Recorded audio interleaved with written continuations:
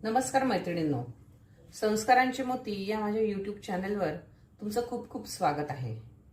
आज घरोघरी बाप्पा विराजमान आहेत। या बाप्पासाठी आपल्याला रोज काहीतरी नैवेद्याचे पदार्थ लागतात। तर अशा या बाप्पासाठी गणरायासाठी मी एक प्रसादाचा झटपट होणारा पदार्थ सांगणार आहे आणि तो आहे बेसन आणि कणकेचा शिरा।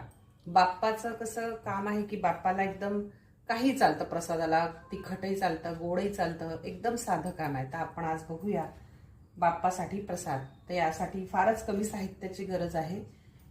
यासाठी मी घेतलंय 1 वाटी कणिक घेतली आहे, पाव वाटी अगदी बेसन घेतलेलं आहे, पाऊण वाटी मी तूप घेतलेलं आहे, पाऊण वाटी मी साखर घेतली आहे। साखरेचं कसं तुम्हाला जर अजून गोड आवडत असेल तर तुम्ही अजून थोडीशी वाढवू शकता। मी पाऊण वाटी घेतलेली आहे। त्यानंतर थोडी विलायची पावडर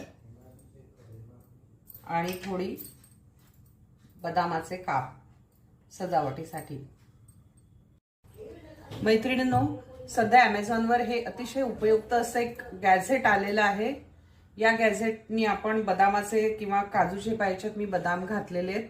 या बदामाचे अतिशय सुंदर असे काप आपल्याला गोड वस्तूंवर टाकायला वगैरे फारच गार्निशिंग करायला अतिशय उपयुक्त असं हे गॅझेट मला वाटलं, मी हे घेतलेलं आहे। मी तुम्हाला याचे तुकडे करून दाखवते। तुम्हाला हवे तसे कधी बारीक जाडही पडतात आणि बारीकही पडतात। आता कशावर आपल्याला टाकायचे, कधी कधी आपल्याला जाड लागतात आणि कधी बारीक पण लागतात। तर हे मैत्रिणींनो, बदामाचे तुकडे करणं तर फारच अवघड असतं। तर हे फारच मला आवडलेलं असं गॅझेट आहे आणि हे Amazonवर फारच स्वस्त आहे। तुम्ही नक्की तुमच्या घरी घ्या आणि याचा उपयोग नक्की करा। फारच छान उपयुक्त असं गॅझेट आहे। तसंच यासाठी आपल्याला साधारण 1 वाटी हे गरम तापवून घेतलेलं दूध सुद्धा लागेल। तर आता बघूया बाप्पासाठी शिरा। कढई तापत ठेवली आहे, यात मी आता तूप घालते।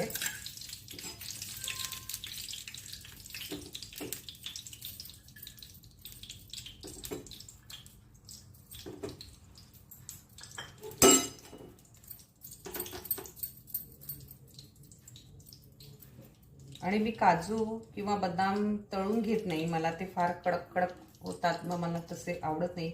मी वरूनच गार्निश करायला टाकते, त्याच्यामुळे मी याच्यात काजू किंवा बदाम तळून घेत नाहीये।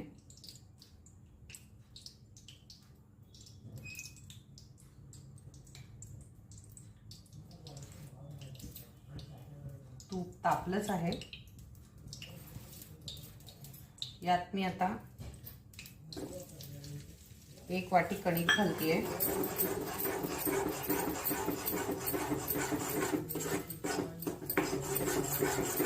आणि पाव वाटी बेसन घालतेय।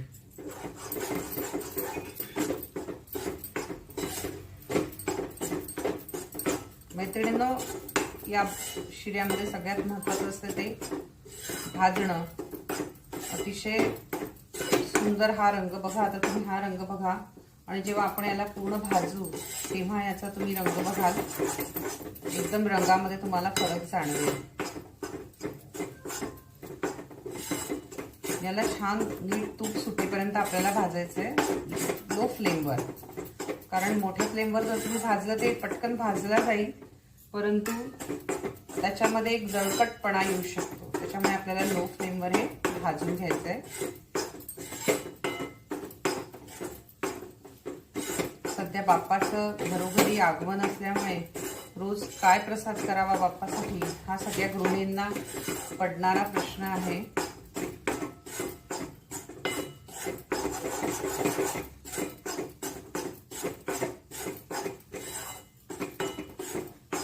यासाठी मी तुम्हाला छोट्या छोट्या रेसिपीजच्या झटपट होणार आहे अशा आपण पटकन एक 5 ते 10 मिनिटात करू शकणाऱ्या रेसिपीज मी तुम्हाला नक्की शेअर करीन।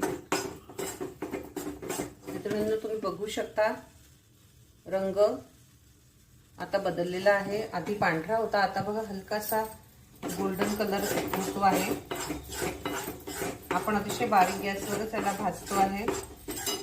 बघा मैत्रिणींनो, साधारण आता या रंगावर हा रंग आला की आपल्याला याच्यात दूध घालायचंय.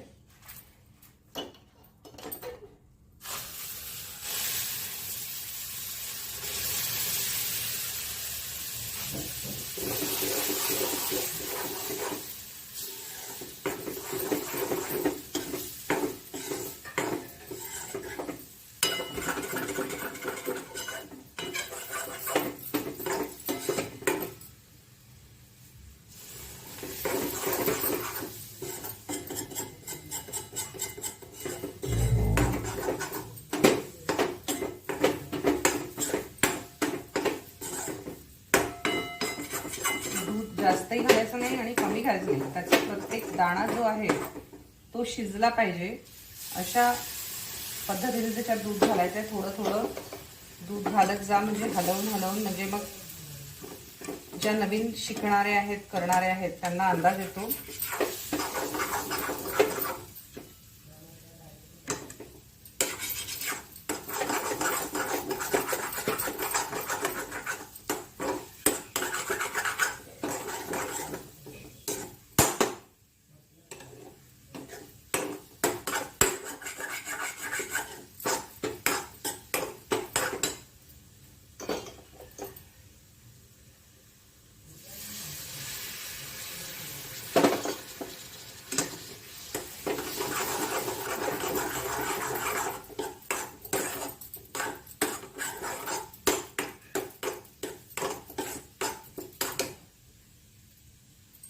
पहा, त्याचा दाणा दाणा छान याच्यात दूध गेलेलं आहे, शिजल्यासारखा जाणवतोय. यासाठी मला साधारण 1.5 कप दूध लागलेलं आहे.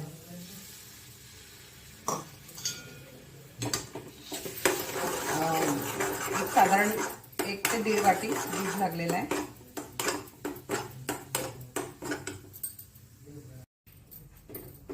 मैत्रिणींनो, इथे आपला शिऱ्यात आपलं दूध घालून झालेलं आहे. आपण याला आता अगदी थोडा वेळ झाकून ठेवू, अगदी एक मिनिट.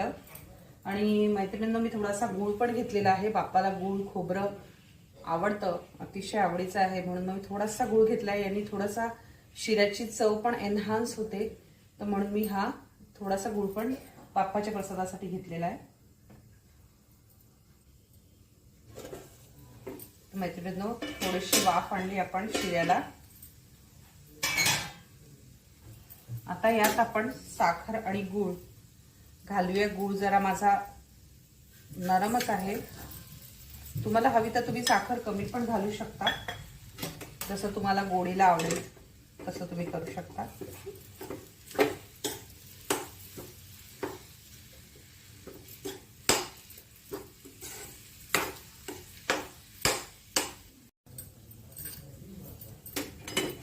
तर मैत्रिणींनो, इथे आपला शिरा तयार झालेला आहे.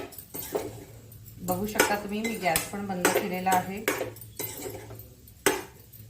आता आपण याला अजून अशी चव वाढवण्यासाठी आपण यात वेलची पूड घालूया.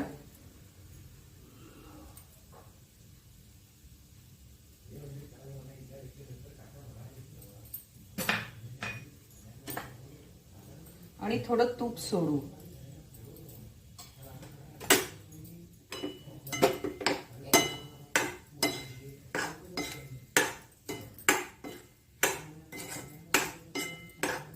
हा खूपच सुरेख सुगंध सुटलेला आहे बाप्पाच्या प्रसादाचा.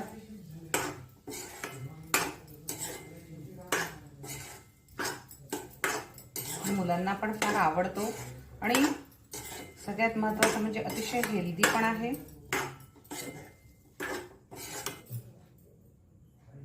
यावर आपण हे बदामाचे काप घालूया.